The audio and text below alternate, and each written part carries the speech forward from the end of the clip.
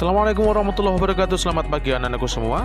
Bagaimana kabarnya hari ini? Hari ini kita akan membahas benda konduktor dan isolator di sekitar kita. Langsung saja kita mulai dan mengingat kembali definisi dari konduktor. Tahukah kalian bahwa konduktor digunakan untuk mempercepat aliran panas pada suatu benda? Berikut adalah kegunaan bahan konduktor.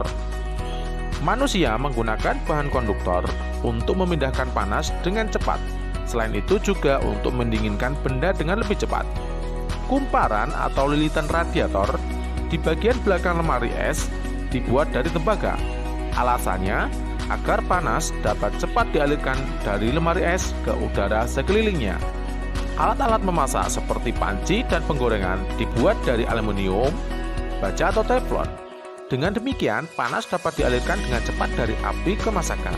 Jadi intinya, benda konduktor adalah benda yang dapat atau cepat menghantarkan panas. Jika benda ini terkena api, air panas atau sinar matahari di salah satu bagian dapat meneruskan panas ke bagian lainnya.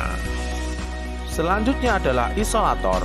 Isolator panas adalah benda yang tidak dapat menghantarkan panas dengan baik.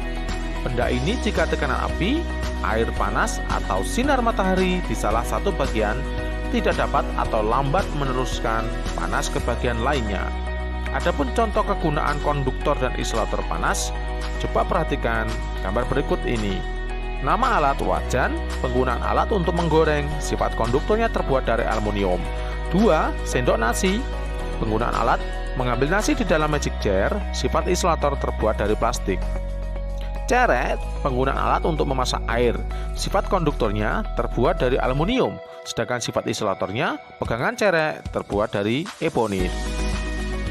Tahukah kamu, ketika kamu memegang logam, maka akan terasa dingin. Hal ini disebabkan logam merupakan konduktor yang baik, maka panas tubuh dari tanganmu akan berpindah ke logam. Jadi, bukan logam yang terasa dingin, melainkan tangan kamu yang kehilangan panas tubuh sehingga menjadi dingin. Selanjutnya berikut bahan pembuat konduktor dan isolator panas. Benda yang ada di sekitar kita terbuat dari bahan yang berbeda-beda. Ada yang terbuat dari kayu, logam, kain, plastik, dan lain sebagainya. Bahan inilah yang menentukan kemampuan benda dalam menghantarkan panas.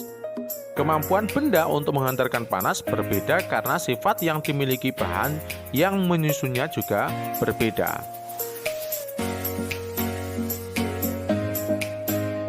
Yang pertama adalah logam.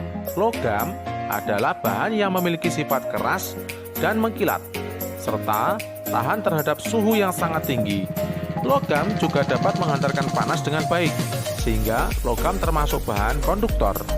Beberapa jenis logam yang mampu menghantarkan panas dengan baik seperti halnya adalah besi, baja, aluminium, tembaga, kuningan, dan nikel.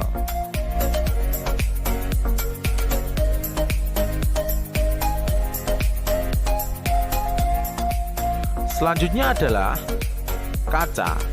Ketika hujan turun dan udara sangat dingin, kalian dibuatkan segelas susu panas. Apakah kaca juga termasuk logam yang dapat menghantarkan panas? Kaca memang dapat menghantarkan panas, namun kaca bukanlah logam. Kemampuan kaca dalam menghantarkan panas berbeda dengan logam. Logam lebih baik dalam menghantarkan panas jika dibandingkan kaca. Sedangkan kaca pada penghantar listrik termasuk golongan isolator karena tidak dapat menghantarkan listrik. Sedangkan dalam menyalurkan kalor, kaca tergolong ke dalam konduktor. Benda selanjutnya adalah kayu. Semua bagian pohon dapat dimanfaatkan, termasuk halnya kayu. Kayu dapat dimanfaatkan untuk membuat berbagai macam benda. Kayu adalah bahan yang kuat dan tidak dapat menghantarkan panas dengan baik. Berarti kayu merupakan isolator yang baik. Sifat isolator ini dimanfaatkan untuk membuat pegangan pada penggorengan dan panci masak.